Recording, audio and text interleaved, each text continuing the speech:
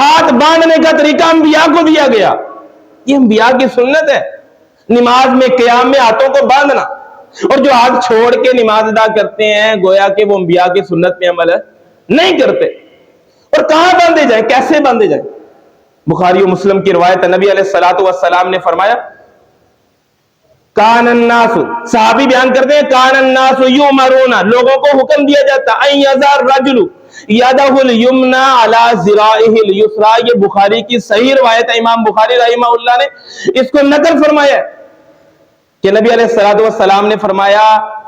کہ آدمی اپنے دائیں ہاتھ کو اپنے بائیں بازو کے اوپر رکھے، بازو یہ ہے کونی تلک، اگرچہ یہاں تک ہے، لیکن سیاق و سباق اور قرائن اس بات کے شاہد ہیں کہ جب ہاتھوں کو باندھا جائے تو فولڈ کرنا، یہاں تو ہاتھ نہیں رکھ سکتے۔ یضع الرجل یدہ الیمنی علی ذراعہ الیسری، اپنے دائیں ہاتھ کو اپنے بائیں بازو کے اوپر رکھے، اور جب بائیں بازو کے اوپر رکھا جائے گا تو ہاتھ کہاں آئے گا؟ ناف کے نیچے تو نہیں باندھے جا سکتے۔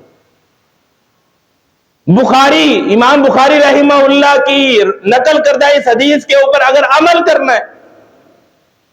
اگر نبی علیہ الصلوۃ والسلام کی سیرت کو اپنانا ہے، تو کوئی آدمی اپنے دائیں ہاتھ کو بائیں بازو کے اوپر رکھ کے ناف کے نیچے نہیں لے کے جا سکتا، کبھی بھی نہیں لے کے جا سکتا۔ اور امام ابو داؤد رحمہ اللہ نے واضح الفاظ کے ساتھ جہاں گنجائش تھی ہاتھ نیچے لے کے جانے کے لیے، جہاں اس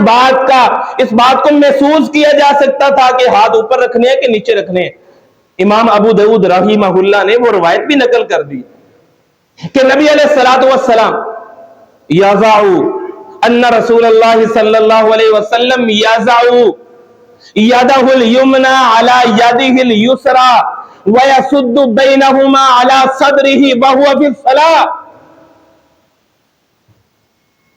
صحابی بیان کرتے ہیں نبی علیہ الصلوۃ والسلام اپنے دائیں ہاتھ کو بائیں ہاتھ کے اوپر رکھتے ہیں، یہ دوسرا طریقہ ہے۔ پہلا طریقہ یہ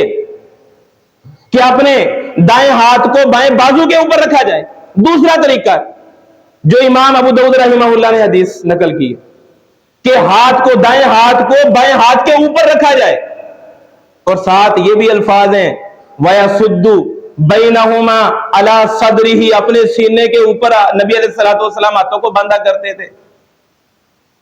اور امام ابو داؤد نے ایک روایت نقل کی ہے سیدنا علی رضی اللہ تعالیٰ عنہ سے، وہ ضعیف ہے،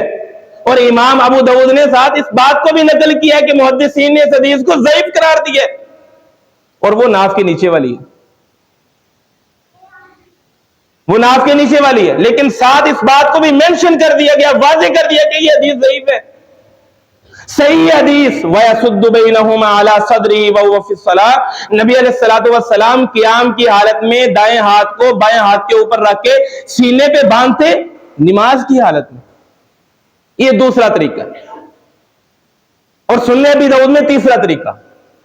یضع یدہ الیمنی علی ظہر کفہ الیسری والرسغ والساعد،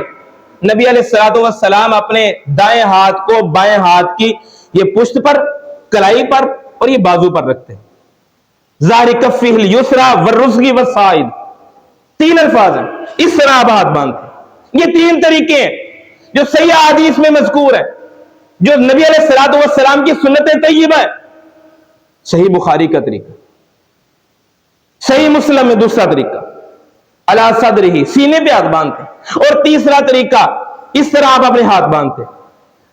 کہ آپ کا دایاں ہاتھ آپ کے بائیں ہاتھ کے اوپر، کلائی کے اوپر اور بازو کے اوپر ہوتا ہے۔ یہ طریقہ ہے نبی علیہ الصلوۃ والسلام کا قیام کے اندر ہاتھ باندھنے کا۔ آج تین باتیں آپ کے سامنے میں نے بیان کی ہیں، صف کو درست کرنا، سیدھا کرنا، اور صف بندی کے بارے میں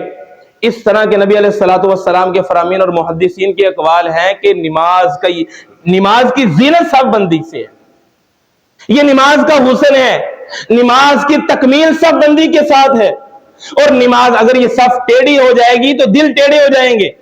صف میں اختلاف آ گیا، شغاف پڑ گیا تو شیطان داخل ہو کے وسوسے ڈالے گا۔ یہ صف بندی کے بارے میں۔ اس کے بعد اللہ اکبر کہہ کے نماز میں داخل ہونا ہے، پھر اپنے ہاتھوں کو بلند کرنا ہے،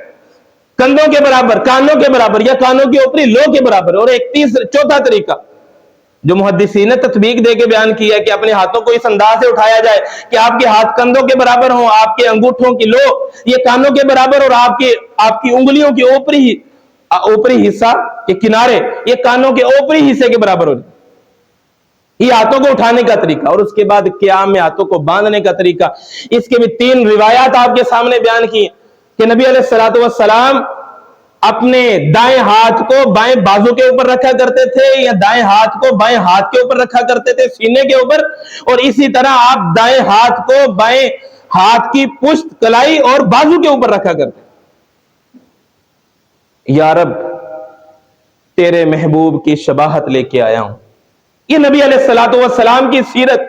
اور آپ کا اسوہ حسنہ ہر مسلمان کی زندگی کا حصہ ہے، اس کے بغیر کسی کی عبادت قبول نہیں ہے۔ یا رب تیرے محبوب کی شباہت لے کے آیا ہوں، حقیقت اس کو تو بنا دے، میں صورت لے کے آیا ہوں۔ ہمارا منہج، طریقہ اور نیت یہ ہونی چاہیے کہ ہم نبی علیہ الصلوۃ والسلام کی سیرت کے مطابق اللہ رب العالمین کے سامنے عبادت کو پیش کرے۔ اللہ ہمیں سیرت طیبہ کے مطابق زندگی کو بسر کر کے عبادت کرنے کی توفیق عطا فرمائے۔ ما علی الا البلاغ۔